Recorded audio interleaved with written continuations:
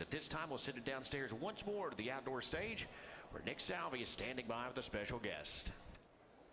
Thanks, Gabe. You wouldn't think it to look at him, but John Fodera has had horses since 1961 and has had a strong presence on the Grand Circuit for the last 15 years or so. John, you told me you got your start in New York racing and your first horse was at Freehold. Yes, I was only a sophomore in high school, and I made a purchase for a $2,500 claimer named Sir Carleth at Freehold. And for the better part of my young life, I was always involved with claiming races, which brought me along the way. Claimers, Yonkers, and Roosevelt, and then 1976, the Meadowlands opens, and it's Nirvana. Yes, it was still a lot of claiming up there at that time, and it was very good for the smaller individual like myself. A number of years after that, I was lucky enough to meet George Siegel and Myron Bell, and started off very small in the yearling business as a non-educated pedigree man, but was lucky enough to do very well from there on in. Right from your box seat in the Meadowlands, you made acquaintance with Myron and George.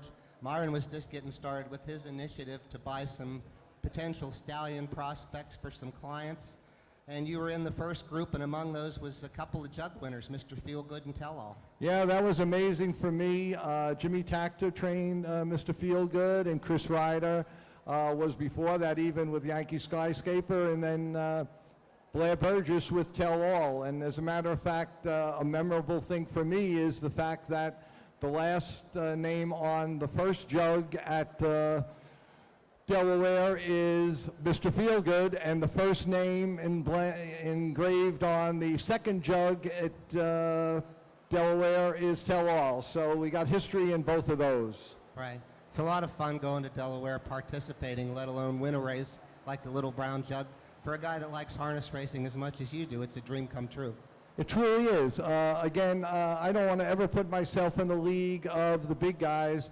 You know, a lot of people see me signing horses. It's because of a lot of the friends I have, but I'm far from the big-time buyer or seller individually.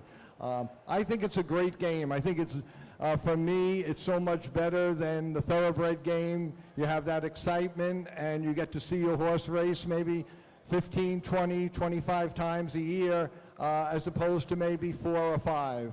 And you don't have to invest a lot of money.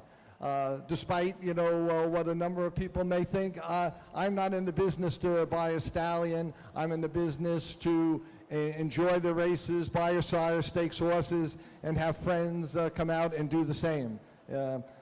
I tell anyone that's here that it's very easy to put a little group together and try to enjoy yourself without investing a ton of money.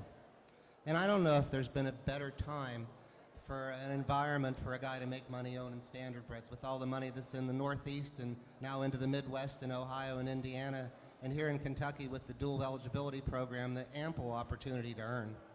Yeah, I think we were blessed. Even one of the very inexpensive trotters we had here is making a lot of money in the Kentucky Sire Stakes. He happens to be in the sale on Sunday night, high into the sky, and it's been a lot of fun just watching him grow. I give a lot of credit to Tony Alagna, who is my #1 trainer over the years and one of my best friends. Yeah, Tony's a great guy. And racing picks back up at the Meadowlands next week. Get ready for Harrisburg sale after here. There's just all kind of things on the agenda this fall. There's a lot of opportunity for, you know, so many of us out there, and look forward to the Meadowlands and everything that's going on, and hopefully the business can grow. We need that. We need more young people involved and to be educated. As I said, I started at the age of 16, so you're never too young. I throw out kudos also to Jimmy Tactor, who's been very good to me over the years in my partnership with all the Solveig breedings as a small little guy. And you raced a nice colt today that's only had 2 starts, Pilot Discretion. Tony brought him along slowly, and maybe big things in store for him later this fall. Hopefully.